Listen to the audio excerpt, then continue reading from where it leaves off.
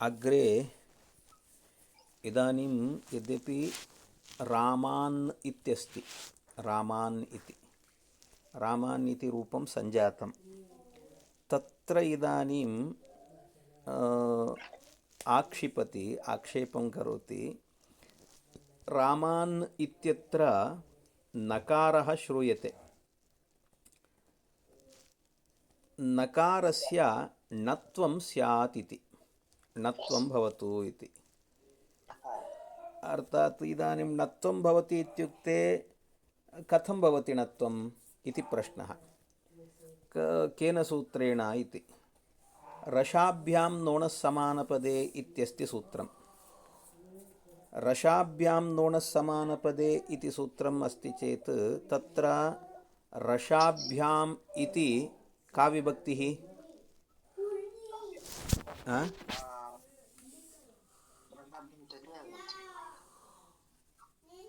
रसाभ्याम् इति का विभक्तिः?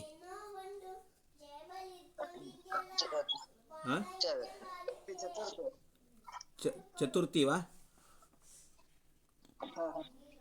चतुर्थी एवं तृतीया भवति वा? तृतीया भवति, पंच आं सत्यं, पंचमी विभक्तिः अत्र स्वीकृता रसाभ्यां। यदा पंचमी विभक्ति निर्देशः भवति तदा काचन परिभाषा प्रवर्तते, परिभाषासूत्रं। किं तत् सूत्रं जानन्ति वा? आं सत्यं, तस्मादित्युत्तरस्य इति सूत्रं प्रवर्तते। अर्थात् तस्मादित्युत्तरस्य इत्यत्र किं वदति? पंचमी निर्देशेण विधीयमानं कार्यं वर्णान्तरेण अव्यवहितस्य परस्य बोध्यम् इति खलु। एवं सति तर्हि रसाभ्यां परस्य इत्युक्ते अव्यवधानेन परस्यैव णत्वं भवति इति सूत्रार्थः सम्पद्यते। सत्यं खलु? ततः रामान् इत्यत्र रेफात् परे, अर्थात् अव्यवधानेन परे नकारः नास्ति। अतः कथं तत्र णत्वं भवतु इति आक्षेपं कर्तुं शक्नुमः इति प्रश्ने तत्र व्यवधाने अपि णत्वं भवति इति वक्तुम् इदं सूत्रम् आरभते। अट्कुप्वाङ्नुं व्यवायेपि इति। अट्कुप्वाङ्नुं व्यवायेपि इति। अत्र अट्कुप्वाङ्नुं व्यवाये अपि इति द्विपदात्मकं सूत्रं वर्तते इदम्। अत्र यद्यपि विग्रहवाक्यम् एवं भवति, अट् च कुश्च पुश्च आङ्च नुं च अट्कुप्वाङ्नुमः, अथवा अट् च कुश्च पुश्च आङ्च नुं च एतेषां समाहारः अट्कुप्वाङ्नुमु इत्यपि वक्तुं शक्यते। यदा द्वन्द्वसमासः क्रियते तदा नुमः इति, समाहारद्वन्द्वः चेत् तदा नुम् इति। तदा यदा समाहारद्वन्द्वः भवति तदा एवं कर्तव्यम्। अनन्तरम् अट्कुप्वाङ्नुमा व्यवायः अट्कुप्वाङ्नुं व्यवायः। यदि द्वन्द्वसमासः भवति चेत् तदा अट्कुप्वाङ्नुमैः व्यवायः अट्कुप्वाङ् नुं व्यवायः इति। एवं नुम्बिः इति, नुमैः इति न, अट्कुप्वाङ्नुम्बिः व्यवायः अट्कुप्वाङ्नुं व्यवायः तस्मिन् इति। तथा च एवं सूत्रार्थः सम्पद्यते। इदानीं व्यवायः इत्युक्ते व्यवधानम् इत्यर्थः। अर्थात् व्यवधाने सत्यपि तत्र किं भवति? णत्वं भवति, रसाभ्यां परस्य नस्य णत्वं भवति इति सूत्रार्थः। इदानीं पुनः अत्र एकः प्रश्नः भवति, भोः अट्कुप्वाङ्नुं व्यवायेपि इति सूत्रे तावत् किं कृतवन्तः? व्यवधाने सत्यपि रसाभ्यां परस्य णत्वं भवति इति खलु व्याख्यानं कृतं। परन्तु व्यवधानं नाम कस्य व्यवधानम्? अट् कवर्ग पवर्ग आङ् नुम् एतैः समस्तैः वर्णैः व्यवधानं विवक्षितं वा अथवा एकस्यैव वर्णस्य व्यवधानं विवक्षितं वा इति प्रश्नः। अवगतं वा? सर्वेषां वर्णानां व्यवधानः अत्र अपेक्षितः अथवा एकस्यैव वर्णस्य इति प्रश्नः। अत्र उभयता अपि दोषः एव भवति। उभयता अपि दोषः एव।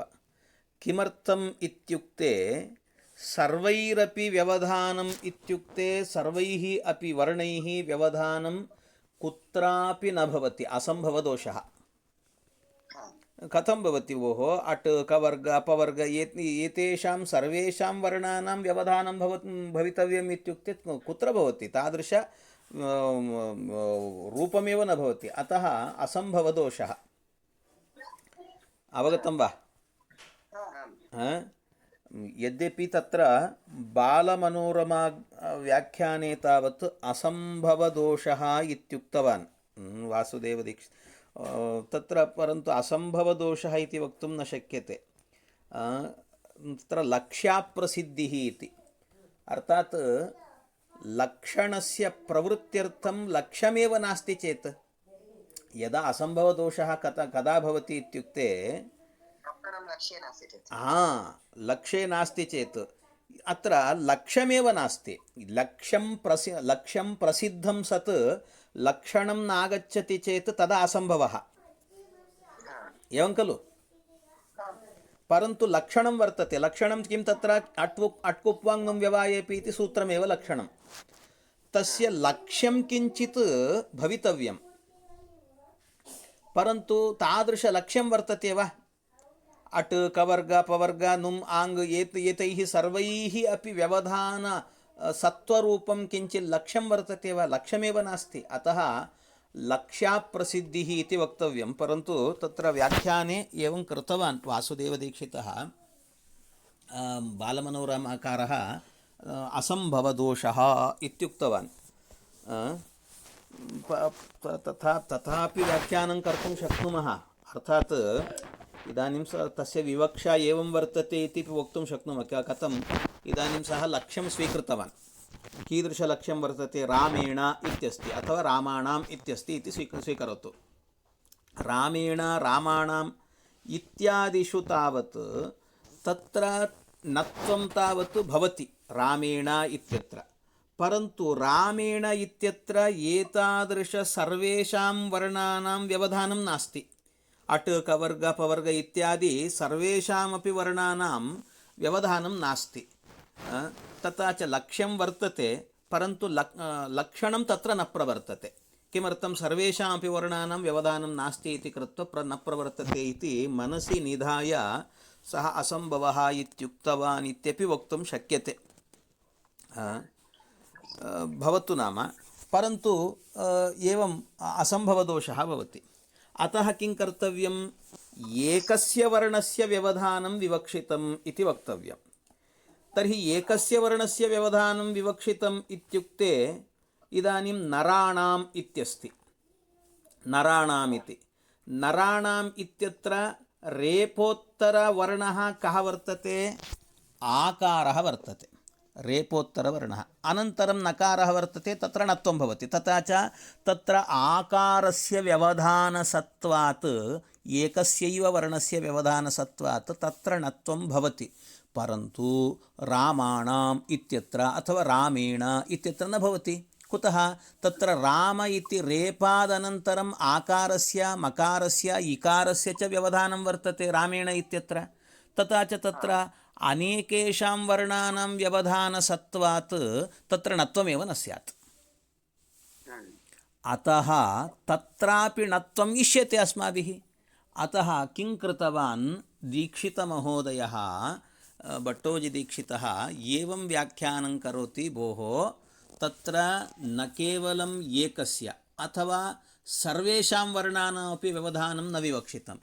किं तर्हि इत्युक्ते व्यस्तैः यथासम्भवं मिलितैश्च इति। व्यस्तैः अर्थात् व्यस्तः नाम एकैकस्यापि वर्णस्य व्यवधाने सत्त्वे अपि अथवा यथासम्भवं मिलितैश्च अर्थात् यथासम्भवं द्वौ वा वर्णौ स्तः चेदपि तत्र भवत्येव इति व्याख्यानं कर्तव्यम् इति कृत्वा सः एवं कथयति।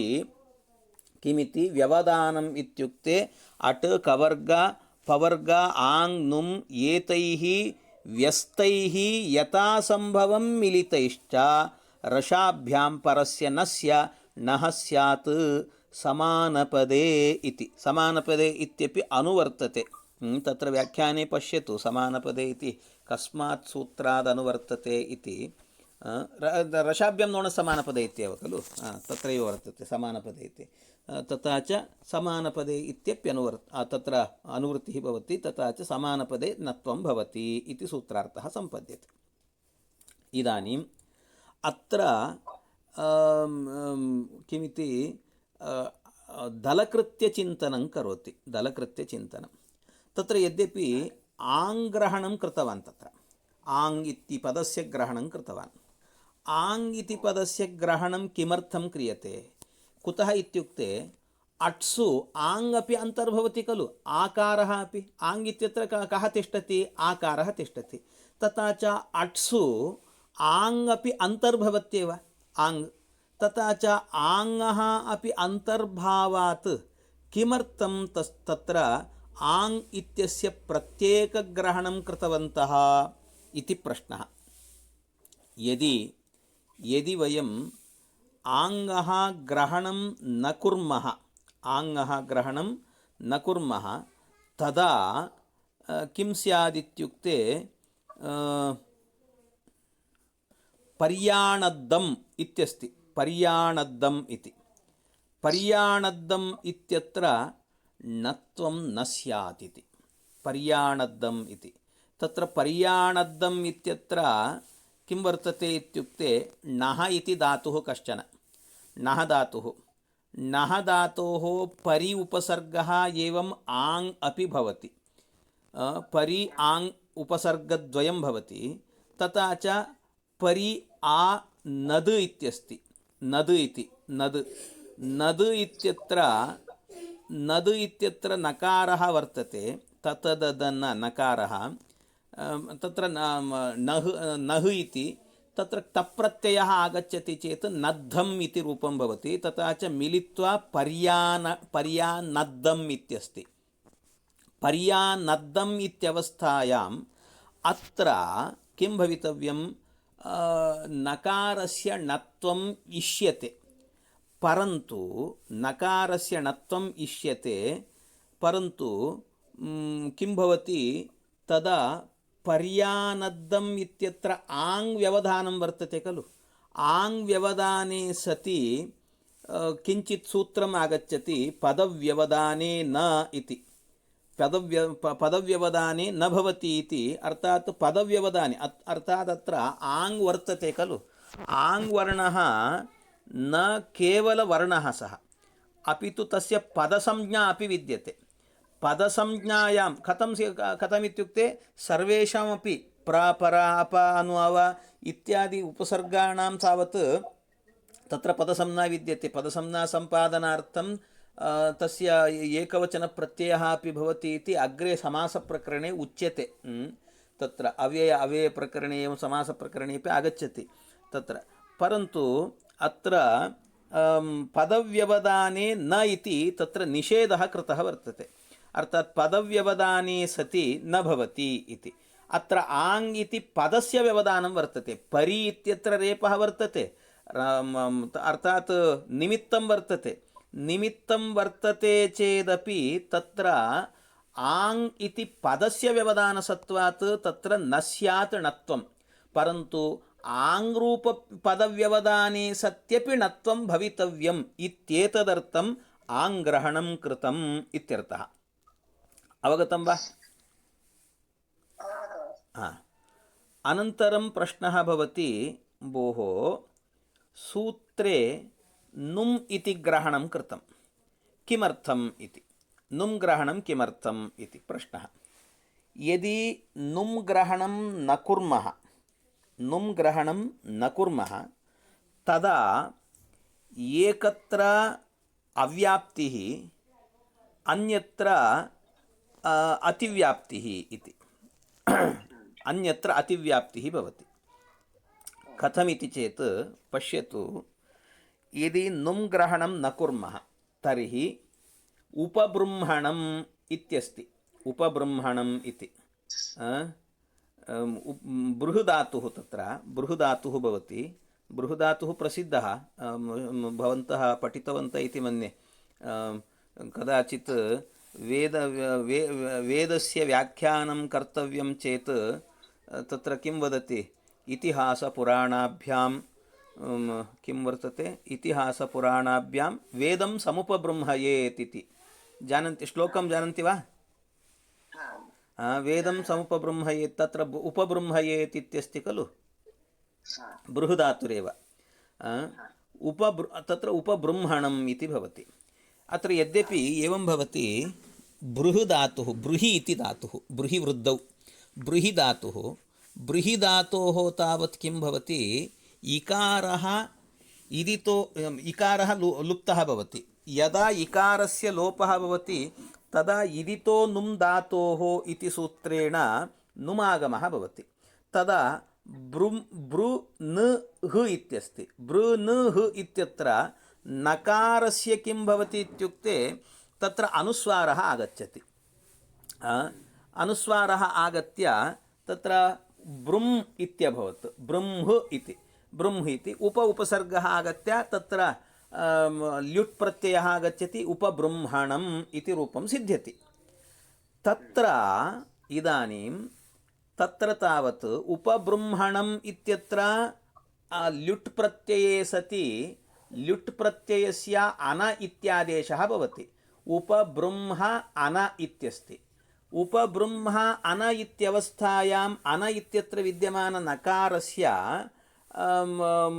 तत्र किं भवति उपबृ इत्यत्र ऋकारः वर्तते खलु ऋकारः अपि णत्वस्य निमित्तमेव तत्र रुवर्णान्नस्यणत्वं वाच्यम् इति उत्तरत्र वदति तत्र रुवर्णान्नस्यणत्वं वाच्यम् इति तत्रापि किं वदति अट्कुप्वाङ् नुम् व्यवायेपि इति सूत्रं सर्वम् अनुवर्तते तत्र तथा च तत्र ऋकारः अपि निमित्तं वर्तते णत्वस्य निमित्तं वर्तते इति कृत्वा तत्र नुम् व्यवधाने सत्यपि किं भवति नकारः भवति नकारः परन्तु तत्र नुम् आगमः आगतः परन्तु इदानीं नास्ति सः तस्य अनुस्वारः आगतः तथा च तत्र यद्यपि णत्वं न भवितव्यं परन्तु तत्र भवति अतिव्याप्तिः एवं खलु यत्र न भवितव्यं तत्रापि भवति इत्युक्ते अलक्ष्येपि लक्षणं भवति चेत् अतिव्याप्तिः खलु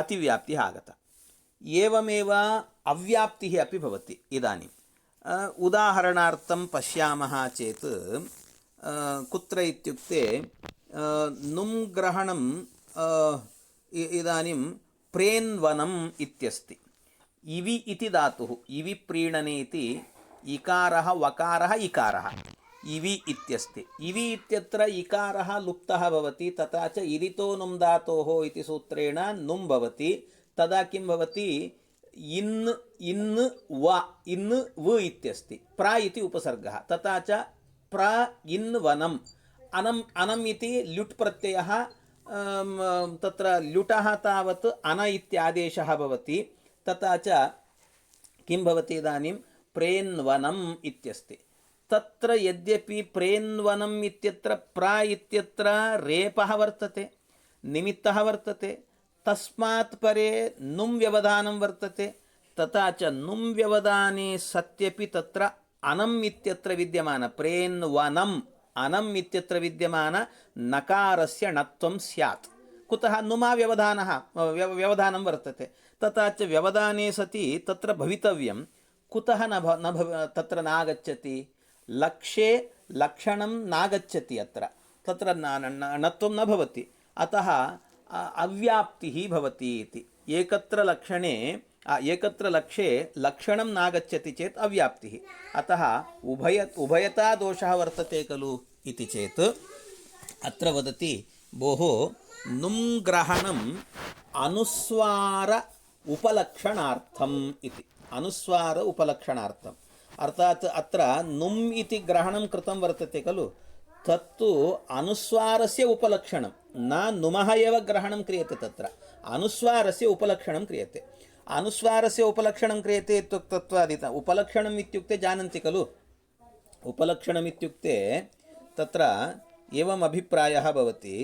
उपलक्षणं नाम इदानीं भवन्तः पठितवन्तः इति मन्ये, प्रमाणपद्धतादिकं पठितवन्तः खलु, प्रमाणपद्धतौ आगच्छति उपलक्षणम् इति, जानन्ति वा? किं भो न श्रूयते? किं भो श्रूयते? उपलक्षणमिति एषः न जानाति वा? एवं भवतु। तत्र उपलक्षणम् इत्युक्ते इदानीं कश्चन वेदेशः कृष्णेन सह गच्छन् वर्तते, तदा तस्य कृष्णस्य देवदत्तगृहं कीदृशं वर्तते, गृहं किं वर्तते इति न जानाति। तदा वेदेशः एवं वदति, कृष्ण तत्र पश्यतु काकवद्देवदत्तगृहम् इति। काकवद्देवदत्तगृहम् अर्थात् काकवद्देवदत्तगृहम् इत्युक्ते कः अभिप्रायः? काकः यत्र वर्तते उपरि, गृहस्य उपरि, तद्वान् काकवत् देवदत्तगृहं भवति इति जानाति। परन्तु सः काकः यदा वेदेशः पश्यतु इति उक्तवान् तदा एव तत्र काकः आसीत्। अनन्तरं सः काकः अन्यत्र यज्ञदत्तगृहस्य उपरि भवति सः काकः। तदा किं सः जानाति कृष्णः, भोः इदानीं काकः तत्र नास्ति, गृहस्य उपरि वर्तते इति कृत्वा तद्गृहमेव देवदत्तगृहम् इति जानाति वा सः? एवं करोति वा? करोति वा? न करोति। किमर्थम् इत्युक्ते सः यदा भवान् तत्र पश्यतु इदं देवदत्तगृहं काकवद्देवदत्तगृहम् इति वदति, तदा एव सः किं करोति, अन्यदपि अर्थात् अन्यदपि तत्र किमपि तस्य गमनार्थं किमपि तत्र स्वीकरोति सः। उपरि किमपि ध्वजादिकं वा भवति इत्यादि किमपि भवति चेत् अन्यदपि सः स्वीकरोति तत्र। तदा स्वीकृत्य इदमेव देवदत्तगृहम् इति जानाति। तथा च काकवत् इत्युक्ते उपलक्षणम् इत्युक्ते तत्र अन्यस्य इत्युक्ते अन्यस्यापि ज्ञापनं कृत्वा गच्छति। तथा च किं भवति, इदानीम् अत्रापि एवमेव, अर्थात् नुम् इति ग्रहणं तावत् किमर्थं कृतम् इत्युक्ते अनुस्वारस्य उपलक्षणार्थं। नुमागमः यदा भवति तस्य यदा अनुस्वारः भवति तादृशस्यैव, अर्थात् अन्यस्यापि उपलक्षणम्, अन्यस्यापि इत्युक्ते अन्यस्य ग्रहणं कर्तव्यं। यथा तत्र ध्वजादिग्रहणं करोति तद्वत् अत्र नुम् किं भवति, अन्यस्य अर्थात् अनुस्वारस्य ग्रहणं करोति, अर्थात् अनुस्वारस्य ज्ञापनं कृत्वा गच्छति सः। तथा च अनुस्वारस्य व्यवधाने अपि तत्र णत्वं भवति इत्युक्तं। तथा च अनुस्वारस्य उपलक्षणार्थम् इत्युक्तत्वात् उपबृंहणम् इत्यत्र अनुस्वारः आगतः इति कृत्वा तत्र णत्वं भवति। परन्तु प्रेन्वनम् इत्यत्र केवलं नुं वर्तते, तस्य उपलक्षणं किं, तत्र उपलक्षणम् अर्थात् इदं नास्ति, उपलक्षणं नाम अनुस्वारः नास्ति। अतः अनुस्वारस्य तत्र अभावात् णत्वं न भवति प्रेन्वनम् इत्यत्र इति ज्ञापनार्थं नुं ग्रहणं कृतं वर्तते इति। यद्यपि तत्र ज्ञातमस्ति। यद्यपि तत्र दीक्षितकारः एवं वदति, दीक्षितमहोदयः एवं वदति, तथापि अत्र नुं ग्रहणं मास्तु एव इति। महर्षिपाणिनिः कृतवान्, परन्तु मास्तु, व्यर्थमेव इति। कथमित्युक्ते अत्र यद्यपि भवतां कृते संस्कर्ता इति रूपं कृतवान् वा अहं? न वा? नैव, विसर्गसन्धौ आगतः।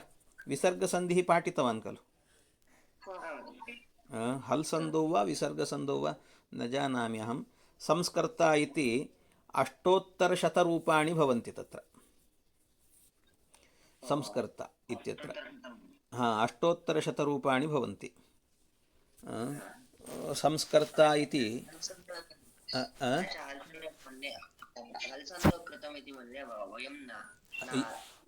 एवम् एवं भवतु। तत्र किं भवति इत्युक्ते अयोगवाहाः अपि किं भवन्ति, अयोगवाहाः अट्सु शर्षु च पाठस्य उपसंख्यातत्वेन इति तत्र व्याख्यानं कृतं वर्तते। अर्थात् अयोगवाहाः नाम के अनुस्वारः, विसर्गः इत्यादयः एते सन्ति, यमवर्णाः, एते सर्वे अपि अयोगवाहाः इति। अर्थात् अयोगवाहाः इत्युक्ते अयोग इत्युक्ते योगः इत्युक्ते सम्बन्धः, योगः इत्युक्ते सम्बन्धः। योगः येषां वर्णानां नास्ति ते अयोगाः। अर्थात् तेषां स्वतन्त्रतया योगः नास्ति, स्वतन्त्रतया, विसर्गस्य स्वतन्त्रतया योगः नास्ति, अर्थात् प्रयोगः नास्ति। परन्तु वहन्ति इत्युक्ते प्रयोगाः वहन्ति, अर्थात् प्रयोगे सन्ति। अतः स्वतन्त्रतया प्रयोगः यस्य न सन्ति परन्तु प्रयोगे सन्ति, तादृशवर्णाः अयोगवाहाः इति कथ्यते। अनुस्वारः, विसर्गः, एते सर्वेपि वर्णाः। तथा च तेषां तावत् अट्सु च पाठात् इति। यद्यपि अक्षरसमाम्नाये तावत् अनुस्वारस्य वा विसर्गस्य वा पाठः न कृतवान् पाणिनिमहर्षिः। अस्ति वा तत्र अयोगवाहानां पाठः वर्तते वा? नास्ति। तथापि भाष्यकारः वदति, भोः अट्सु तेषां पाठः वर्तते इति। अट्सु ते अन्तर्भवन्ति। अट् इति प्रत्याहारः वर्तते खलु, तत्रापि अन्तर्भवन्ति। एवमेव शर्षु इत्युक्ते शर् इति प्रत्याहारेपि ते अन्तर्भवन्ति, पाठं कृतवान् इति मुनित्रयेषु एकः पतञ्जलिमहर्षिः वदति। तथा च तत् व्याख्यानं तावत् तत्र दीक्षितमहोदयेन कृतं वर्तते संस्कर्ता इत्यादिषु। तथा च अट्सु अनुस्वारस्यापि पाठसत्वात् अट्कुप्वाङ्निं व्यवायेपि इत्यत्र अट् व्यवधाने सत्यपि नत्वं भवति इति उक्तत्वात् पुनः नुं ग्रहणं किमर्थं? नुं तावत् अनुस्वारस्य उपलक्षणम् इति उक्तवन्तः, एवं खलु? तथा च नुमः अग्रहणे अपि तत्र नत्वं भवत्येव।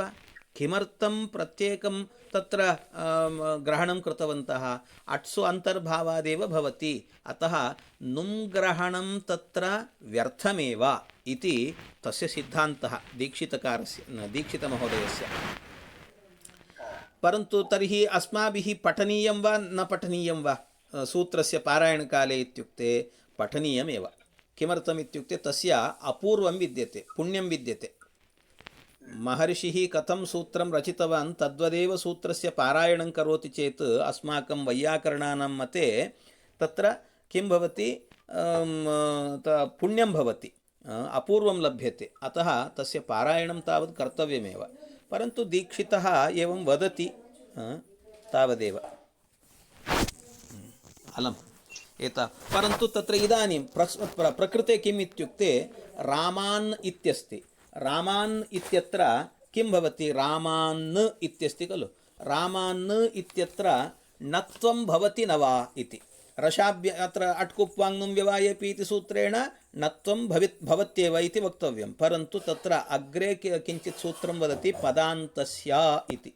तत्र न इति व्याख्याने पश्यतु किञ्चित् सूत्रेण पदस्य अनुवृत्तिः भवति तथा च न पदान्तस्य इत्युक्तत्वात् पदान्तस्य न भवति अर्थात् पदस्य अन्ते यदि नकारः भवति तदा न भवति णत्वम् अतः रामान् इत्यत्र पदस्य अन्ते वर्तते रामेण इत्यत्र पदस्य अन्ते नास्ति पदस्य अन्ते अकारः वर्तते तत्र भवति परन्तु अत्र पदस्य अन्ते विद्यमानत्वात् न भवति इत्यर्थः अवगतं वा रामान् इत्येव तिष्ठति अलमद्य पाठः भवतु चिन्तनं वदतु भोः कदापि